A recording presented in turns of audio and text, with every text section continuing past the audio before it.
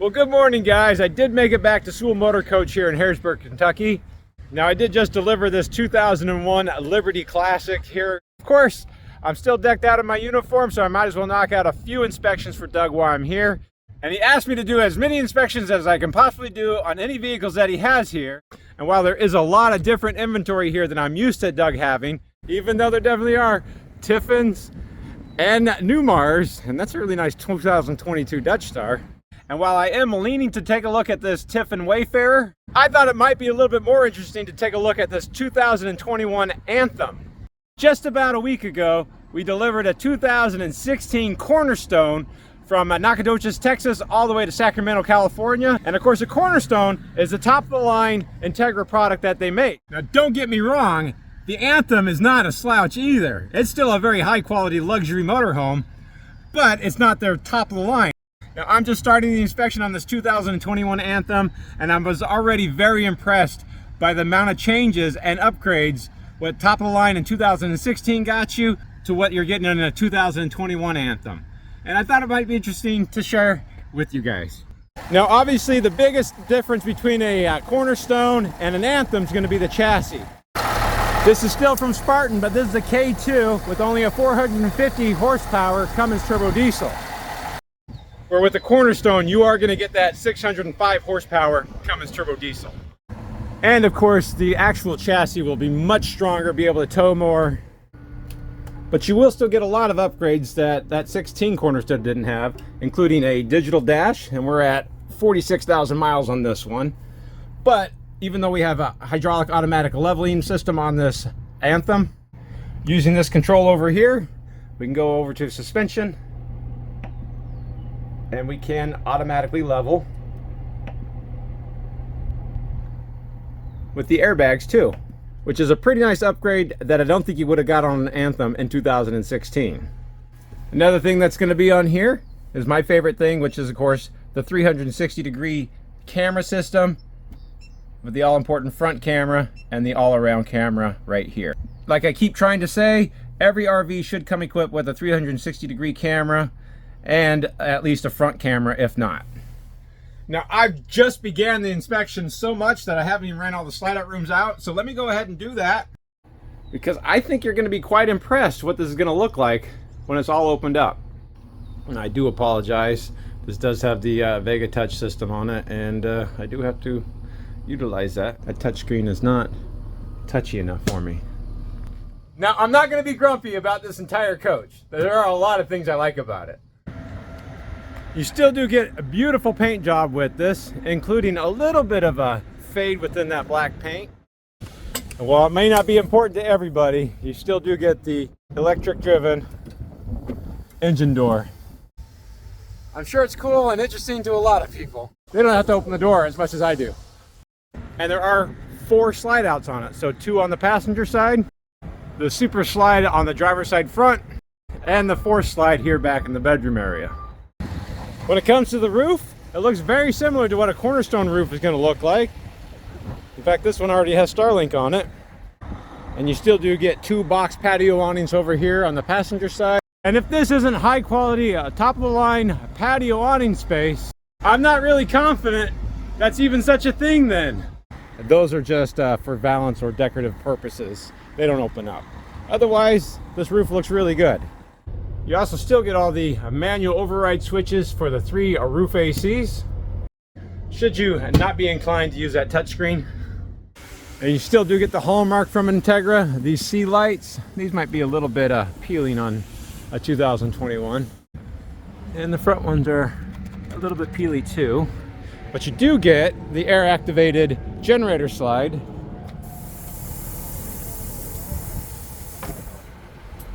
And yes, the engine does have to be running for that to work.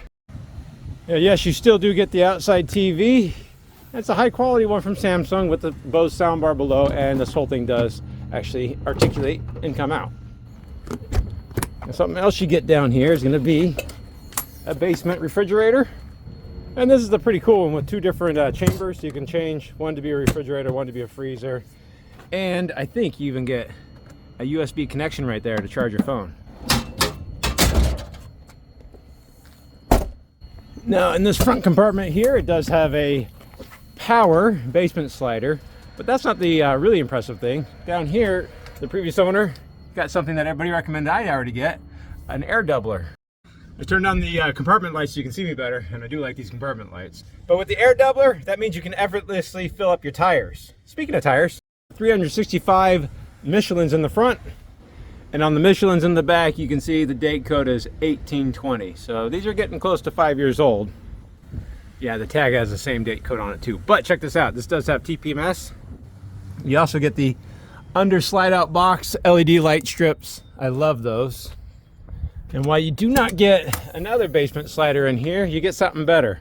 Wide open space. That's kind of what I like.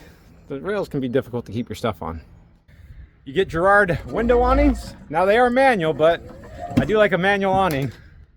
And there are still 3 more on the driver's side.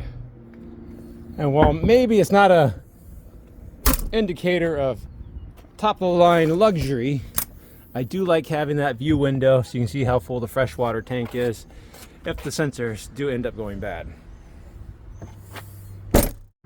Now I might be getting to the age where having a power hose reel is a indicator of high quality, but having manual sewer valves is an indication of smart.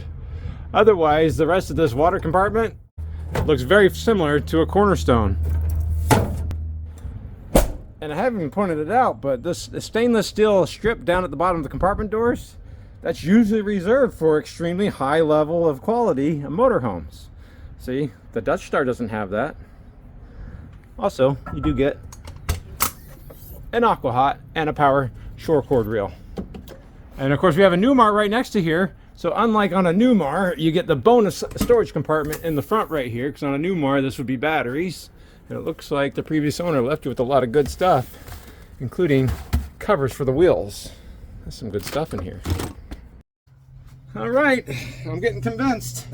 Anthem has a pretty high levels of quality. Now it's time to go check out the floor plan on the inside to see if that luxury and high quality exists on the inside too. And see how it compares to that 2016 Cornerstone from just a few weeks ago.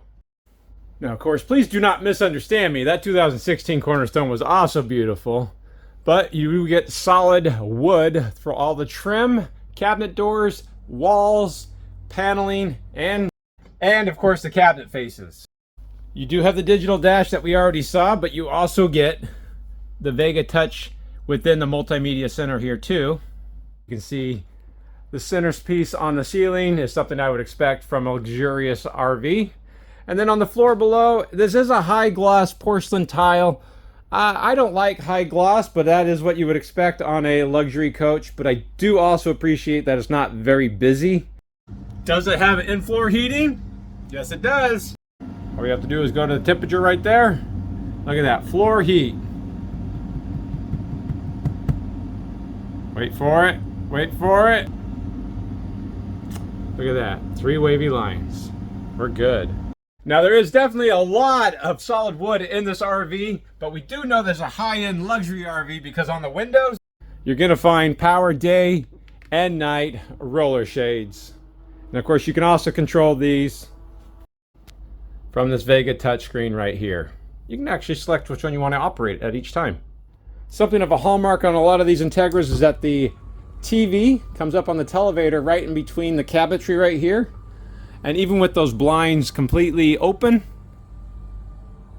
the TV does a pretty good job of blocking off that window.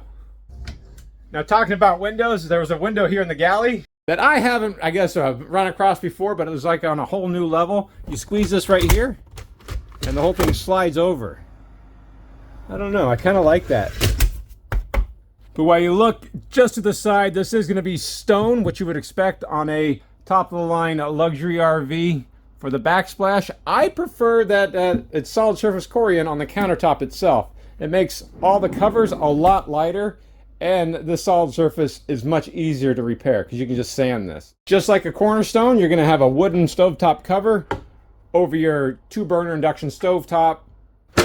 And I think you're going to have the exact same Whirlpool convection microwave above, and a Fisher & Paykel drawer dishwasher down below that. I didn't really point it out, but this sofa does turn into a bed, but that's not indicative of a high quality RV. That's something you should expect for most RVs. However, across from there is going to be a sofa recliner, and these are power for the footrest on both sides, with more remotes than I think anybody in their right mind should be responsible for. And that does slide out of the way, so you don't have to worry about it. Just rear of that reclining sofa is going to be the dinette area. It's a very common floor plan you're going to see between Newmar and Entegra. And while most of them will have an extending tabletop like this, not all of them will have chairs that have their own built-in swivel. So it's going to be a lot easier to get in and out. Just behind that, Whirlpool residential refrigerator. That's going to be kind of a standard affair. In fact, it doesn't even have water and ice in the door, so it's hard to call this top-of-the-line luxury. But if we open up the pantry right here, you might be surprised it does have lights for the pantry that turn on automatically, which is a sure sign of top-of-the-line luxury.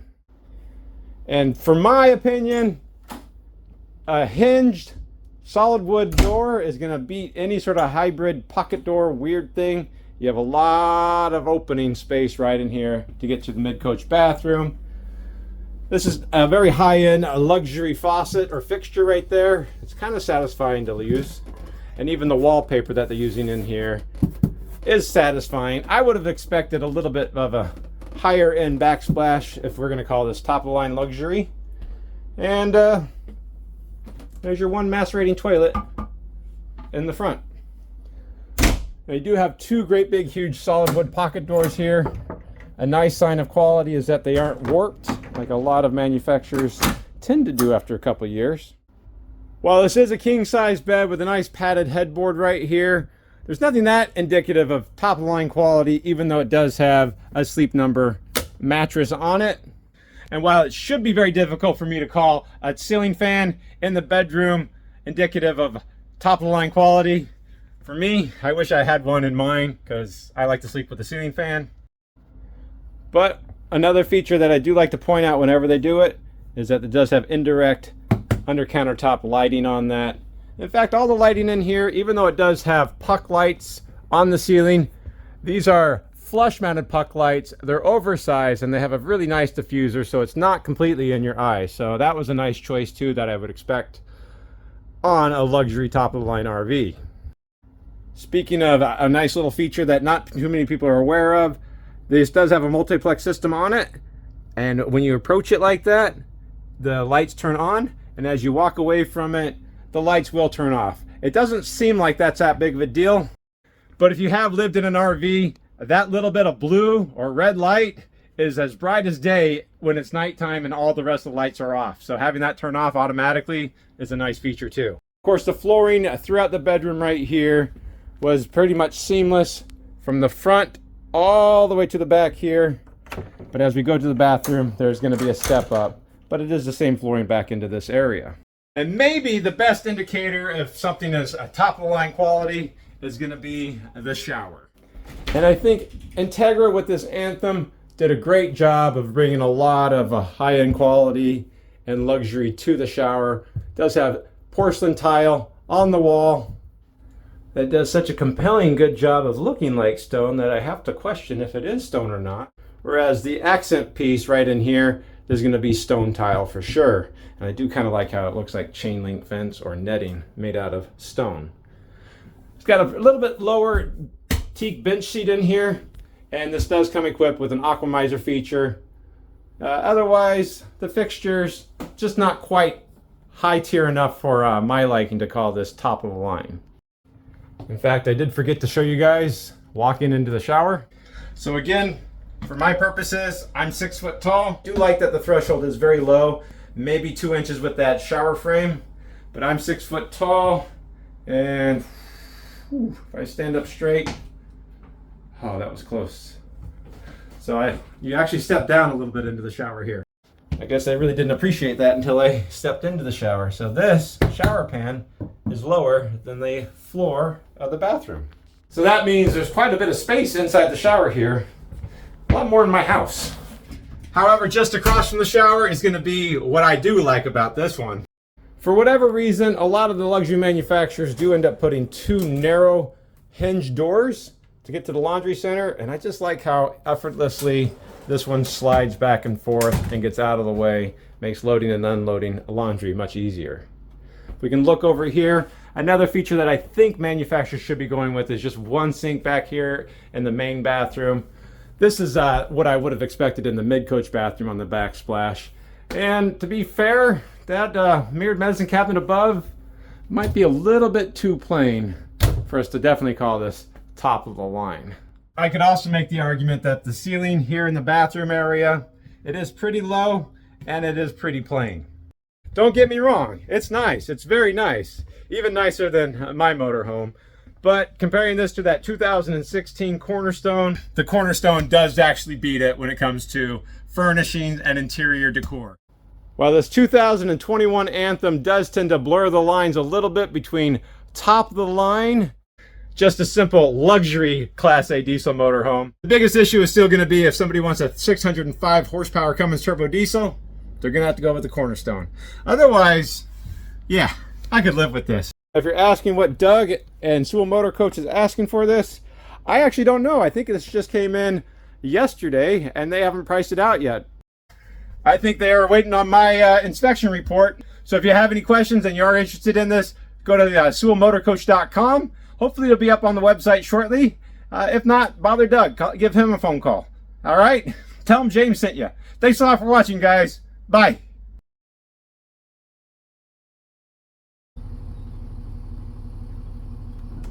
I hope you guys can appreciate why I don't really like it.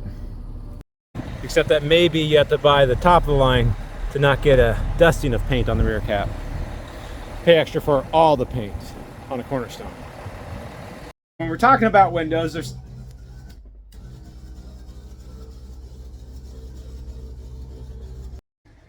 and what I thought it might be more interesting to check out this 2000 and now I'm just